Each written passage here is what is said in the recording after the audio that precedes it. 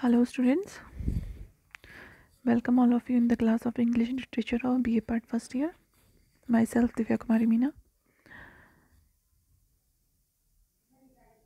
We have already studied the first stanza of the poem on his blindness written by John Milton. Let us begin with the second stanza of the poem. Though my soul more bent to serve therewith my Maker and present my true account, lest he returning chide, doth God exact day labor lie denied? I fondly ask.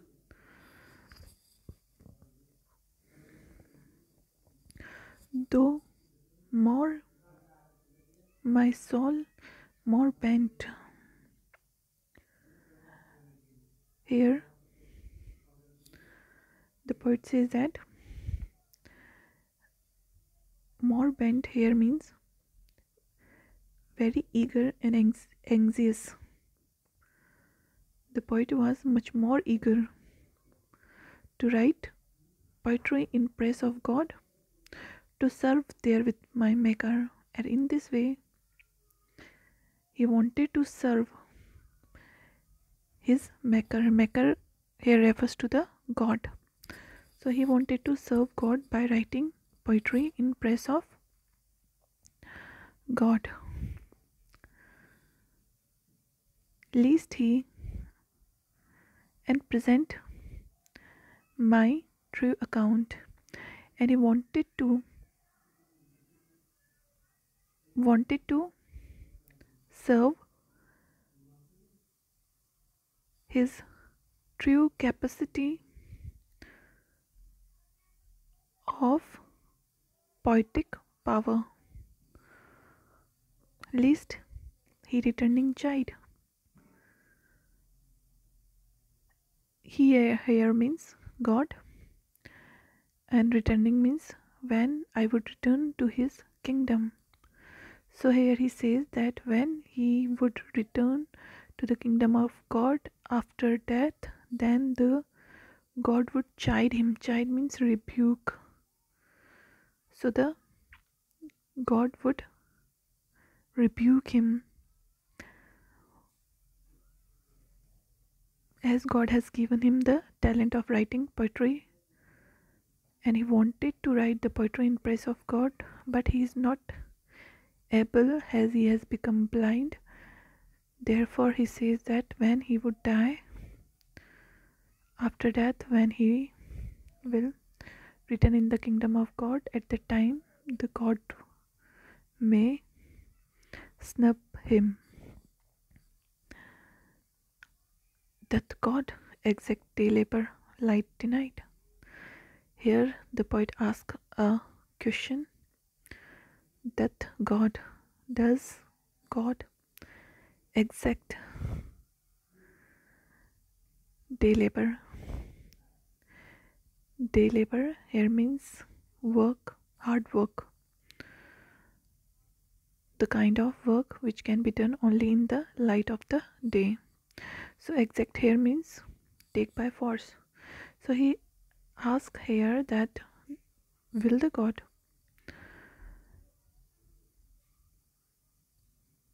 will ask him to do that work which can be done only in the light of the day. Light denied. Light denied here means the light here means the eyesight of the poet, that as he has lost his eyesight, therefore it denies him to do that work. So as God has taken away the eyesight of the poet, so he is not capable of writing poetry, he is not capable of doing hard work of writing poetry in praise of God. Therefore he asks that does God demand from him the hard work of writing poetry in praise of God, though he is not able to write poetry as he has become blind.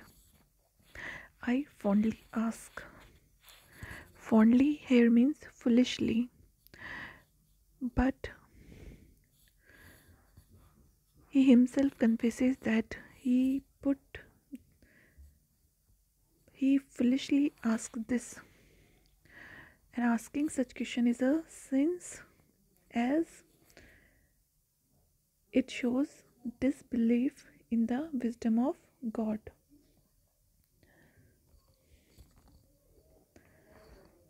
But patience to prevent that murmur soon replies, God doth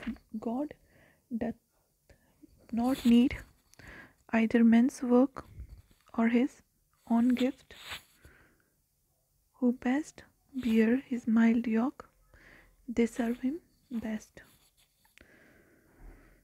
But patience, but after thinking with patience to prevent that murmur, soon replies. But when the poet think with passion, and all that murmur, all that silent voice or the thoughts which were coming in the God's mind, all that thoughts are prevented. God doth not need either man's work or his own gift. When the poet thinks with the patience tells the poet that God does not require either the labor of the man in his service or the return of his gift, who best bear his mild yoke. Those people who bear all the sorrows and sufferings of life calmly and quietly, they serve him best.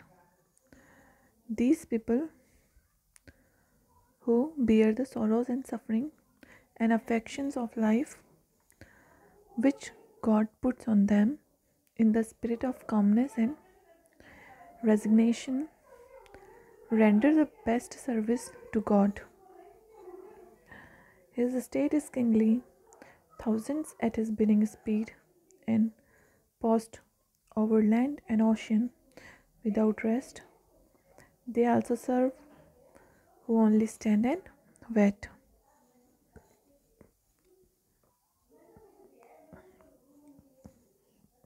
His estate is kingly.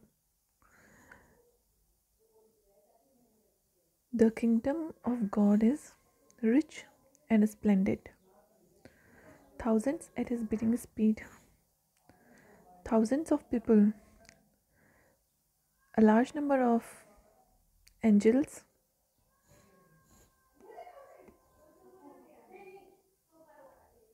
travel rapidly to carry out God's order and wishes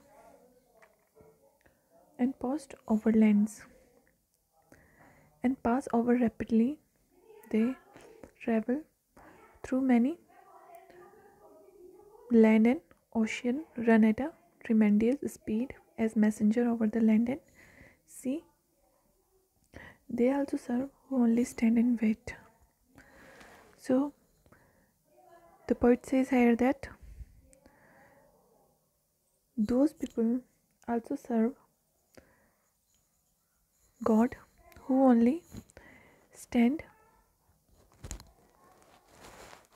and wait for the order of God. Patience tells the poet that those persons who silently pray to God and wait for his mercy are also the true servants and calmly and carry out God's wishes in their lives.